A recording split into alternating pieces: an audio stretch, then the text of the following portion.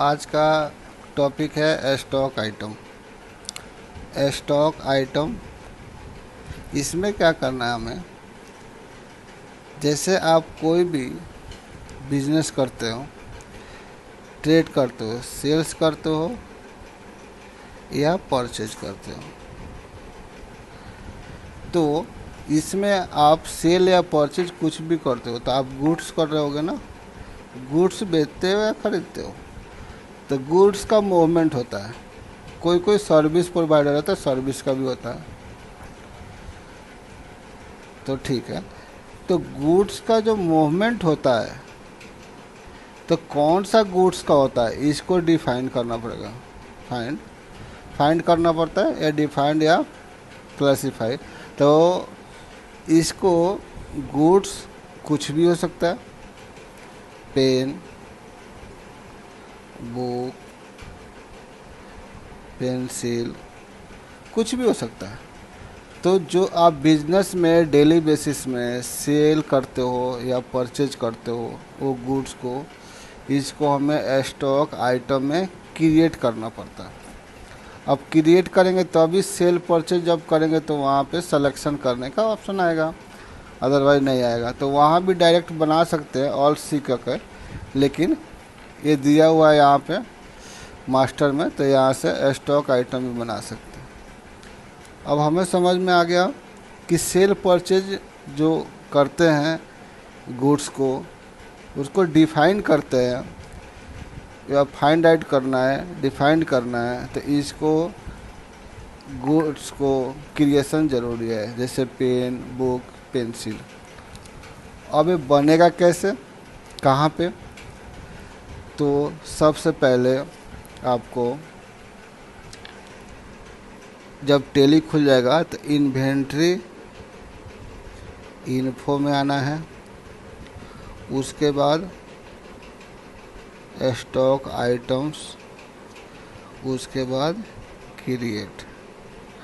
अब क्रिएट करेंगे तो वहीं यहाँ पे स्टॉक आइटम में जाते ही ऑप्शन होता है, जैसे आपको पता है create, display, alter, quit. Create का मतलब न्यू, अभी देखते हैं हम लोग कैसे क्रिएट करेंगे। डिस्प्ले के मतलब आपको पता ही है, शो करना, जो आपने गुड्स बनाया हो, स्टॉक आइटम बनाया हो, उसको शो करेगा कि क्या क्या बनाया हो, पेन बनाया हो कि पेंसिल का बनाया हो, कि जो गुड्स का आप ट्रेडिंग करते हो। और इसमें लेकिन मॉडिफाई नहीं होगा, ना ही डिलीट होगा। उसके लिए एक कमांड है ऑल्टर में, इसमें जाइए, मॉडिफाई, चाहे डिलीट होगा। डिलीट के लिए ऑल्ट प्लस डी, ये तो पता है, पहला वीडियो में भी है, हर वीडियो में आता है ऑल्टर। अब ये जैसे ही ऑल्टर में जाएंगे तो सिलेक्शन करना होता है कि कौन सा गुड्स को आपको मॉडिफाई करना है, सेलेक्ट कीजिए और उसको मॉडिफाई चाहे डिलीट करना है तो ऑल्ट डी कर दीजिए। क्विट का मतलब ही तो पता ही है, क्लोज। ठीक है, अब क्रिएट करते टाइम हमें दो तीन चीज़ ध्यान रखना होता है। जैसे आप क्रिएट करोगे तो सबसे पहले आप नेम डालोगे, नेम मान के चलिए डाल दिया पेन, ये आपको टाइप करना होता है। उसके बाद ऑर्डर पूछेगा, ऑर्डर यानी कि हेड, तो आपको वो वाला हेड बताना है। जैसे कि हम बताए थे ना, ये गुड्स फिनिश गुड्स है कि सेमी फिनिश है कि रॉ मटेरियल है। जैसे फिनिश गुड्स है कि सेमी है, सेमी गुड्स है कि रॉ मटेरियल है, तो आपको इसमें से सिलेक्शन करना होता है। अब जैसे पेन मैंने लिखा, तो पेन हम क्या करते हैं, जैसे खरीदते हैं वैसे बेच देते हैं सेम नेचर में, तो हमारे लिए फिनिश गुड्स है तो फिनिश गुड्स सिलेक्शन कर लेंगे। अब जिसके लिए रॉ मटेरियल है, इनपुट करके प्रोसेस करके उसको फिनिश गुड्स में कन्वर्ट करते हैं। जैसे मैं वहीं पेन के लिए प्लास्टिक व्लास्टिक बताया था, सेमी फिनिश गुड्स वहीं असेंबल करके कुछ मॉडिफाई करके बेचते हैं। तो हमारे लिए पेन क्या है, जैसे हम लोग खरीदे वैसे बेचते हैं, तो फिनिश गुड्स में क्लिक कर देंगे, सिलेक्शन कर लेंगे। अगर यहीं पे मान के चलिए कोई छोड़ दिया है, ये नहीं बनाया है, स्टॉक का ग्रुप, तो यहाँ पे ऑल्ट का बना सकता है। उसके बाद है यूनिट। ये बहुत इम्पोर्टेंट चीज़ है।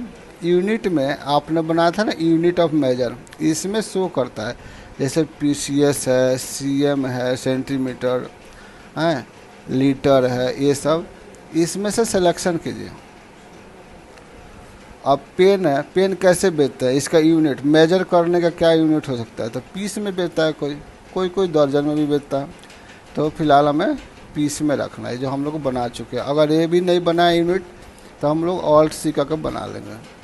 अब एक चीज़ और है, अगर आप कोई भी गुड्स क्रिएट करते हो, यूनिट्स नहीं बताए, इसमें डिफाइन नहीं किया, ऐसे छोड़ दिए, नॉट अप्लीकेबल चाहे कुछ भी, तो आप सेल या परचेज का जब एंट्री करोगे ना, तो यहाँ पे प्रॉब्लम होगा, डायरेक्ट अमाउंट पे चला जाता है। जैसे में ये क्वांटिटी, रेट, अमाउंट ऐसे होता है ना, तो यहाँ पे नहीं कर्सर आएगा, यहाँ पे भी नहीं आएगा, यहाँ पे आ जाता है। इसका मतलब आप यूनिट डिफाइन नहीं किए हैं, तो फिर ऑल्टर में आके स्टॉक आइटम का ऑल्टर में आके इसको डिफाइन करना पड़ता है, इसको सिलेक्शन करके तब इस फंक्शन काम करेगा। तो ध्यान से, इसके बाद इसमें एक पार्ट नंबर होता है। पार्ट नंबर क्या होता है, ये क्या होता है कि बड़े बड़े फैक्ट्री में, जैसे मारुति कंपनी है, टाटा कंपनी, तो हर पार्ट एक जगह मैन्युफैक्चरिंग नहीं होती है, चाहे नहीं रेडी होती है, तो हर पार्ट डिफाइन करती है कि पार्ट नंबर 1 वहाँ पे बन रही है, पार्ट नंबर बी वहाँ पे। तो ये इसका अगर कोई पार्ट है तो यहाँ पे डिफाइन कर सकते हो 1 कि पार्ट नंबर 2। तो ये तो पेन है, इसमें कोई पार्ट नहीं होगा, तो इसको छोड़ देंगे। अगर बड़ा बड़ा कोई गुड्स है, मशीनरी है, तो उसमें होता है, तो उसमें आ जाता है। उसके बाद इसमें ओपनिंग पूछता है, ओपनिंग बैलेंस, तो हमें यहाँ पे कुछ नहीं डालना है, अभी ओपनिंग में छोड़ देना है और इंटर कर देना है। ठीक है, अब इंटर कर देंगे, सेव हो जाएगा। फिर देखने के लिए ये सेव हुआ कि नहीं, यहाँ पे डिस्प्ले में चेक कर लेंगे। अगर बाई चांस कुछ गलत हो गया इसमें, तो फिर ऑल्टर में आके इसी का स्टॉक आइटम को ऑल्टर में आके मॉडिफाई कर लेंगे, चाहे डिलीट कर लेंगे। तो स्टॉक आइटम ऐसे बनती है। ठीक है, अब चलिए देखते हैं टेली में कैसे क्रिएट होता है स्टॉक आइटम। जैसे कि आपको बताया गया था थ्योरी में कि कैसे क्रिएट करेंगे स्टॉक आइटम, तो अब देखते हैं टेली में। अपन कंपनी खोल लीजिए, उसके बाद हमें आना है इन्वेंट्री इन्फो में। उसके बाद हमें स्टॉक आइटम्स क्रिएट, अब जैसे कि एग्जांपल में पेन लेना है। अब इसका ये क्या है, एनालाइज के मतलब होता है इसका शॉर्टकट कुछ लिखना है आपको, कि जैसे ही क्लिक करेंगे तो पेन आ जाएगा। तो अब पेन ऐसा ही छोटा नाम है, इसमें का शॉर्टकट, कोई मेडिसिन का नाम हो, दवा का नाम हो, चाहे कोई मशीनरी का बड़ा सा नाम होता है ना, तो उसका शॉर्टकट की डाल देते हैं, कि शॉर्टकट डालते हैं वो नाम आ जाए सेल परचेज के टाइम में। ये है पार्ट वाइज, जैसे कि आपको बताया था कि बड़ा बड़ा कंपनी में, मारुति कंपनी है, टाटा का गाड़ी का है, तो एक जगह टायर्स बनती है, एक जगह इंजन का काम है, एक जगह बॉडी का, तो इसमें पार्ट वाइज डिफाइन किया रहता है कि कौन सा पार्ट कहाँ पे बनता है, तो इसमें पार्ट वाइज डाल देते हैं। अब एक पेन है तो इसमें कुछ नहीं डालेंगे। ये है, देखिए अंडर में जैसे finish goods, semi finish goods, एक तीसरा होता है रॉ मटेरियल। अब पेन जैसे हम लोग खरीदते हैं वैसे ही बेच देते हैं, तो ये फिनिश गुड्स है। अब ये है यूनिट्स, यही बता रहा था कि अगर आपने ये डिफाइन नहीं किया, नॉट अप्लीकेबल डाल दिया, तो डायरेक्ट आपको अमाउंट पे कर्सर जाएगा सेल परचेज टाइम में, वहाँ पे ना ही क्वांटिटी पे जाएगा और ना ही रेट पे। तो आपको ये डिफाइन करना ज़रूरी है। तो पेन क्या है, पीसेस में ही बेचता है, पीसीएस।